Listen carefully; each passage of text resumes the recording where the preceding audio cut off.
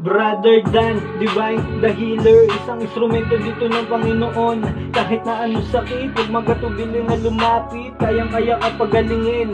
Mas mabisa ang gamutan, mabilis lang gagaling kapag malakas ang pananampalataya. Tiyong paniniwala sa Diyos. Oo, yan ang ating unang isa puso. Walang imposible pag sa Kanya nagtiwala.